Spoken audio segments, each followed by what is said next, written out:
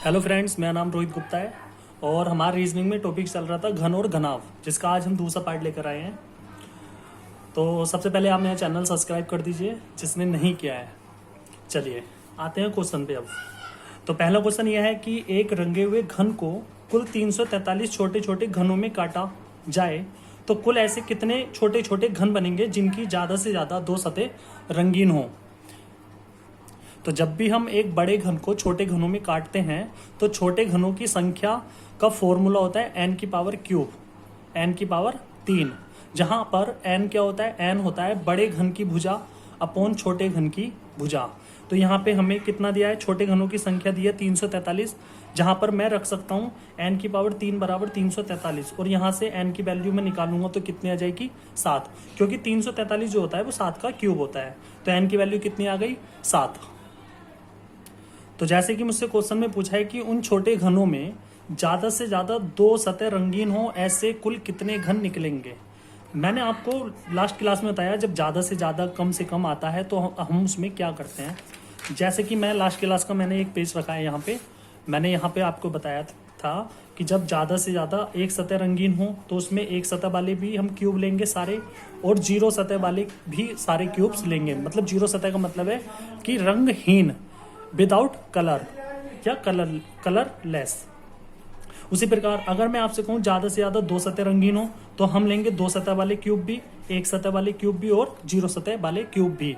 और इनकी ट्रिक मैंने आपको बताई थी कि जब क्वेश्चन में हमसे पूछा जाएगा कि कम से कम एक सतह रंगीन हो तो कम से कम एक, तो हम सबसे पहले यहाँ पर एक लिख लेंगे और जब आएगा शब्द कम से कम तो हम 3 तक उसमें जोड़ेंगे, दो सतह वाले भी लेंगे, 3 सतह वाले भी लेंगे। अगर हमारे पास क्वेश्चन में पूछा जाएगा कि कम से कम दो सतह रंगीन हो तो कम से कम दो सतह, तो ये वाला 2 लेंगे हम यहाँ पर और 2 से आगे जाएंगे 3 तक, क्योंकि यहाँ पे कम से कम दिया है।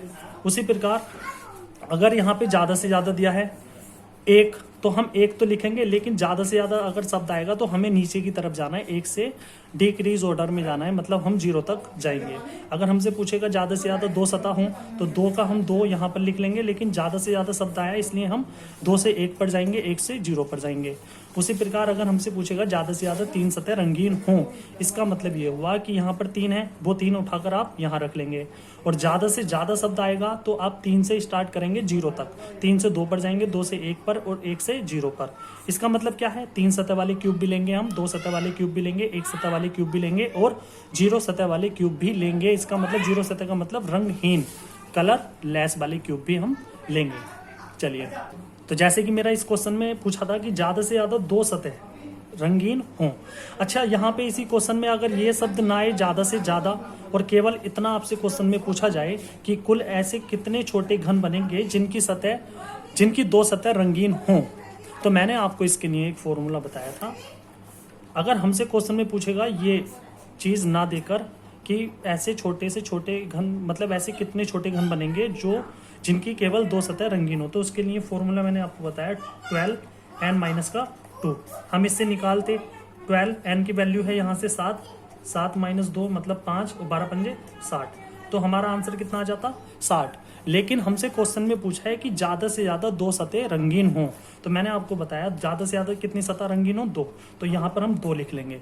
उसके बाद शब्द यूज हुआ है ज़्यादा से ज़्यादा होता है तो 2 से हम कहाँ से 2 से स्टार्ट करते हैं डिक्रीज ऑर्डर में 0 तक, 2 से 1 पर जाएंगे और 1 से 0 पर। अगर इसी क्वेश्चन में हमसे पूछता कम से कम दो सतह रंगीन हो तो हम 2 ऐसे लिखते, लेकिन कम से कम शब्द आने की वजह से हम 2 से ऊपर जाते 3 तक, तो 2 से हम 2 से जाते 3 तक, तो हम 2 सतह वाले भी लेते और 3 सतह वाले भी लेते। तो बस अब क्वेश्चन में हमसे पूछा है कि ज़्यादा से ज़्यादा दो सतह रंगीन हो, ऐसे हमें क्यूब बताने हैं, तो हमें 2 सतह वाले क्यूब भी लेने हैं, 1 सतह वाला क्यूब भी लेना है और 0 सतह वाले क्यूब भी लेने हैं। तो मैंने आपको फॉर्मूला बताया कि 2 सतह रंगीन होने वाले जो कुल क्यूब्स की संख्या होती है वो कितनी होती है 12n-2 प्लस 1 सतह रंगीन क्यूब्स की संख्या कितनी होती है, तो उसके लिए फॉर्मूला मैंने आपको बताया 6n-2 का होल स्क्वायर प्लस एक भी सतह रंगीन ना हो ऐसे क्यूब्स की संख्या कितनी होती है, तो n-2 की पावर 3। बस यहाँ पे n की वैल्यू पुटअप कर दीजिए, आपके क्वेश्चन का आंसर आ जाएगा। ज़्यादा से ज़्यादा दो सतह रंगीन हो ऐसे कुल क्यूब्स आ जाएंगे। चलिए n की वैल्यू हमें यहाँ पे क्या पुटअप करनी है, हमें करनी है 7। 12, 7 में से 2 गए 5 प्लस 6, 7 में से 2 गए 5, 5 का वर्ग प्लस 7 में से 2 गए 5, 5 का क्यूब। तो हम कह सकते हैं 12 पंजे 60, 6, 5 का वर्ग कितना होता है 25, 25 का 150 प्लस 5 का क्यूब कितना होता है 125। 60 और 150 होते हैं 210 और 125 होते हैं 335। तो हमारे कुल क्यूब्स कितने आ जाएंगे 335 ऐसे क्यूब्स आ जाएंगे जो ज़्यादा से ज़्यादा जिनकी 2 सतह रंगीन होंगी। और अगर हमसे क्वेश्चन में पूछेगा कि ऐसे कुल क्यूब्स कितने होंगे जिनकी केवल 2 सतह रंगीन होंगी, इसकी जगह अगर केवल आ जाए तो कितने क्यूब्स होंगे, तो होंगे 60 क्यूब। ठीक है, चलिए नेक्स्ट क्वेश्चन पे आ जाते हैं। अगला क्वेश्चन क्या है, तो अगला क्वेश्चन ये है कि 12 सेंटीमीटर रंगे हुए बड़े घन को कुल 216 छोटे छोटे घनों में काटा गया, तब छोटे घन की भुजा ज्ञात कीजिए। भाई 216 घनों में छोटे छोटों में काटा गया, n की क्यूब बराबर 216। यहाँ से अगर मैं n की वैल्यू निकालूं तो कितना आ जाएगा 6, क्योंकि 6 का क्यूब कितना होता है 216। तो n की वैल्यू क्या आ गई 6। और n बराबर मैंने आपको बताया कि बड़ी भुजा का वर्ग, बड़ी भुजा की लेंथ चलिए L1 मान लेते हैं, और बटे छोटे भुजा की लेंथ L2 मान लेते हैं। यही तो फॉर्मूला होता है, n बराबर बड़े भुजा की लेंथ अपॉन छोटे वर्ग की छोटे घन की लेंथ।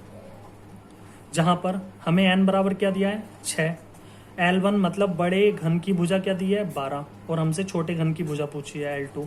तो यहाँ से अगर मैं L2 निकालूं तो कितना आ जाएगा, L2 आ जाएगा आपका 2। तो छोटे घन की भुजा कितनी आ जाएगी 2 सेंटीमीटर।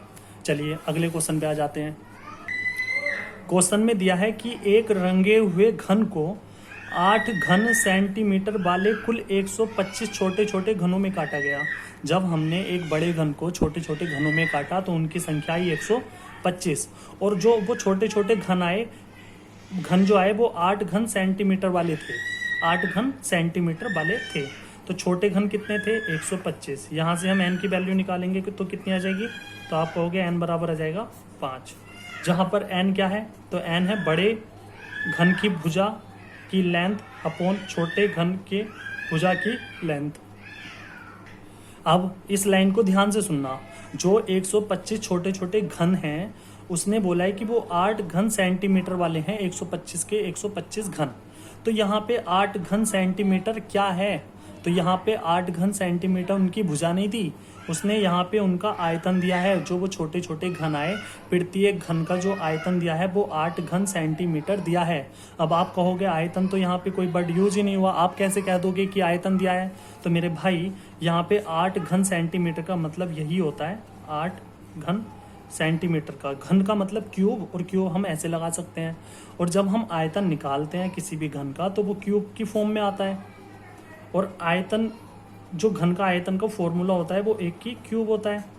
यहाँ से अगर हम a की वैल्यू निकालेंगे तो 2 आ जाएगी। जहाँ पर a क्या है, तो a पर है छोटे घन की भुजा। a क्या है, छोटे घन की भुजा, छोटे घन की भुजा। तो छोटे घन की भुजा कितनी आ गई 2। n बराबर क्या है 5। बड़े घन की भुजा हमें निकालनी है L1, और L2 क्या दिया है हमें 2। तो यहाँ से L1 बराबर कितना आ जाएगा, तो L1 बराबर आ जाएगा 5 दूनी 10। तो यहाँ पे बड़े घन की भुजा कितनी आ जाएगी, L1 बराबर 10 सेंटीमीटर। बड़े घन की भुजा आ गई 10, छोटे घन की भुजा निकल के आई थी 2, और n की वैल्यू आई थी 5। चलिए अगले क्वेश्चन पे आ जाइए। बहुत अच्छा क्वेश्चन है, ध्यान से सुनना। क्वेश्चन में दिया है कि कुल छोटे छोटे घनों की संख्या है 216। यहाँ से हम n की वैल्यू निकाल सकते हैं जो आएगी 6। फिर उसने बोला है कि एक बढ़ई जो, तो यहाँ से हम n की वैल्यू निकाल सकते हैं क्या आएगी 6। फिर आगे क्वेश्चन में दिया है कि एक बढ़ई ने बड़े घन को छोटे छोटे 216 घनों में काटा। ठीक है, बढ़ई को 10 रुपये कट मिलता है, 10 रुपये प्रति कट, मतलब एक कट करता है तो 10 रुपये उसके भाई पक्के हो जाते हैं। फिर उसने बोला तो बढ़ई को कुल कितने रुपए मिलेंगे। तो जैसा कि मैं आपको बता रहा हूँ कि यहाँ से हम n की वैल्यू निकालेंगे तो कितना आएगा, तो n की वैल्यू आ जाएगी यहाँ से 6। n की वैल्यू कितनी आ जाएगी 6। तो हमारे भाई भाग कितने आए, भाग आए हमारे 6। कैसे, चलिए मैं मान लेता हूँ कि इसकी लेंथ मैं कह सकता हूँ अगर n बराबर 6 है तो भाग कितने हैं, भाग या पार्ट, तो आप कहोगे पार्ट हैं 6। कैसे, अरे मैंने आपको फर्स्ट क्लास में बताया तो था, फर्स्ट क्लास में मैंने आपको यहाँ पर बताया था। देखिए यहाँ पर जब मैंने यहाँ पर जो 6 लेंथ थी, 6 लेंथ का मैंने एक क्यूब बनाया था, घन बनाया था। तो जब मैंने इसको 2 सेंटीमीटर के छोटे छोटे घनों में इसको काटना था मुझे, तो मैंने 2 से डिवाइड किया था। तो भाग कितने निकल कर आए थे, 3। 3 क्या है यहाँ पर, तो 3 मेरे भाई n की वैल्यू हुई तो थी, बड़े घन की भुजा बटे छोटे घन की भुजा, तो n की वैल्यू निकल जाती थी 3। तो हम n की वैल्यू को ही तो भाग बोलते हैं या पार्ट बोलते हैं। और नंबर ऑफ कट्स कितने निकले थे, तो नंबर ऑफ कट्स यहाँ पर निकले थे 2, मतलब भाग से 1 कम। तो यहाँ पर अगर मैं आपसे कहूँ नंबर ऑफ कट्स कितने निकलेंगे, तो आप कहोगे अगर भाग 6 है तो नंबर ऑफ कट्स निकलेंगे 5। कट कितने निकलेंगे, 5। लेकिन ये 5 कट एक साइड से निकले, अगर मैं तीनों साइड से कट देखूंगा तो टोटल कट कितने हो जाएंगे, 15 कट हो जाएंगे टोटल। कैसे, नहीं समझ में आया, चलिए बता देता हूँ। फर्स्ट क्लास में मैंने आपको ये बताया था, जिसमें मैंने एक क्यूब लिया था जिसकी लेंथ क्या थी, 6। तो मैंने यहाँ पे 2 सेंटीमीटर के छोटे छोटे घनों में काटना था, तो मैंने यहाँ पर देखा भाग 3 आए थे, हर किसी के तीनों साइड्स के भाग क्या आए थे, 3। लेकिन नंबर ऑफ कट्स कितने आए थे, इधर भी 2 आए थे, इधर भी कितने आए थे, 2 आए थे, इधर भी कितने आए थे, 2 आए थे, एंड इधर भी कितने आए थे, 2 आए थे। तो तीनों साइड से 2 कट लगे, एक ये वाला लगा, एक ये वाला लगा, 2 कट, फिर एक ये वाला लगा 3, एक ये वाला लगा 4, फिर उसके बाद एक ये वाला लगा 5 और एक ये वाला। तो नंबर ऑफ कट्स अगर एक साइड से 2 हैं तो 3 साइड से कितने हो जाएंगे, 6 हो जाएंगे, नहीं हो जाएंगे। तो उसी प्रकार यहाँ पर नंबर ऑफ कट्स कितने हो जाएंगे, अगर एक साइड से 5 है तो तीनों साइड से हो जाएंगे 15। अब 15 कट्स उसने मारे बढ़ई ने, लेकिन उसे एक कट के मिलते हैं 10 रुपये, तो 15 कट्स के कितने मिलेंगे, 150 रुपये। भाई वो 150 रुपये की कमाई करेगा और घर निकल जाएगा लॉकडाउन में। या मैं यहाँ पर ऐसे भी बोल सकता हूँ n की वैल्यू कितनी आई, 6। हमारे एक तरफ से कट क्या होगा, n-1। अरे होगा कि नहीं होगा, तो आप कहोगे हाँ होगा। जितने हमारे पार्ट्स आते हैं उसमें अगर हम एक घटाते तो नंबर ऑफ कट्स निकल जाते हैं, कटों की संख्या निकल जाती है, लेकिन वो भी एक साइड से निकलती है। अगर मैं तीनों तरफ से देखूं, तीनों साइड से देखूं, तो 3 से यहाँ पर मल्टीप्लाई करा दीजिए, तो नंबर ऑफ कट्स कितने हो जाएंगे, टोटल नंबर ऑफ कट्स कितने हो जाएंगे, कटों की कुल संख्या कितनी हो जाएगी एक घन में, तो वो हो जाएगी 3 ब्रैकेट में n-1। ठीक है, जैसे यहाँ पर n की वैल्यू क्या थी, 6, तो हम यहाँ बता सकते हैं टोटल नंबर ऑफ कट्स कितने हो जाएंगे, 6 - 1 मतलब 5, 5 दिया 15, तो यहाँ पर भी 15 निकल कर आए थे। तो टोटल नंबर ऑफ कट्स कितने हो जाएंगे, 15। उसके बाद कभी कभी हमारे पास क्यूब ऐसे आ जाते हैं जो मल्टी कलर के होते हैं, मल्टी कलर क्यूब भी आ जाते हैं। इससे रिलेटिव मैं आपको 10 क्वेश्चन बता रहा हूँ, मतलब 10 क्वेश्चन आते हैं, 1 से लेकर 10 क्वेश्चन तक आते हैं मल्टी कलर क्यूब पर आधारित। चलिए मैं आपसे कहूँ एक क्यूब है, ठीक है, अगर ये ऊपर वाली सतह लाल रंग से रंगी हुई है और नीचे वाली सतह भी लाल रंग से रंगी हुई है, मतलब एक दूसरे के अपोजिट सतह जो हैं, टॉप वाली एंड बॉटम वाली, वो रेड कलर से रंगी हुई हैं। और मैं आपसे कहूँ ये जो राइट हैंड पे है ये ग्रीन से है, मतलब हरा, और इसके जस्ट अपोजिट वाली जो है लेफ्ट हैंड पे वो भी है हरे कलर से रंगी हुई। और ये वाली जो सतह है जो मेरे पास है, इसको मैं आपसे कहूँ ये है नीली, और इसके जस्ट अपोजिट वाली जो उस साइड में है ये भी है नीली। तो ऐसे मल्टी कलर क्यूब पे आधारित 10 क्वेश्चन जो आते हैं वो कैसे कैसे बनते हैं, कौन कौन से होते हैं, वो मैं आपको एक बार डिटेल में बता देता हूँ। चलिए इसी क्वेश्चन में मेरा पहला क्वेश्चन ये है कि एक बड़ा घन है जो इन कलरों से रंगा हुआ है, मतलब इस साइड में नीला है, इस साइड में भी नीला है, अगर यहाँ पे लाल है तो ये लाल है, अगर ये हरा है तो ये हरा है, मतलब एक दूसरे के जो अपोजिट सतह है वो एक ही रंग से रंगी हुई है। तो यहाँ पे टोटल 3 रंगों से रंगा हुआ है पूरा क्यूब। अब मैं आपसे कहूँ ये बड़ा घन है और मैंने इसको 216 छोटे छोटे घनों में डिवाइड किया। अब इससे आधारित 10 क्वेश्चन जो आएंगे वो एक एक ध्यान से सुनिए। चलिए सबसे पहले मैं यहाँ से n की वैल्यू निकालूं तो कितनी आ जाएगी, n की वैल्यू आ जाएगी 6, मतलब जो हमारे भाग हैं वो कितने आ जाएंगे, 6। अगर मैं आपसे एक साइड से कट पूछूं तो कितने आ जाएंगे, 5। अगर मैं आपसे टोटल कट्स पूछूं इस पूरे घन में तो कितने आ जाएंगे, 15। चलिए पहला क्वेश्चन क्या है? तो पहला क्वेश्चन यह है कि ऐसे कुल कितने छोटे छोटे घन बनेंगे जिनकी केवल 4 सतह रंगी हुई हैं। तो मैंने आपको बताया कि मैक्सिमम किसी भी घन को जब हम काटते हैं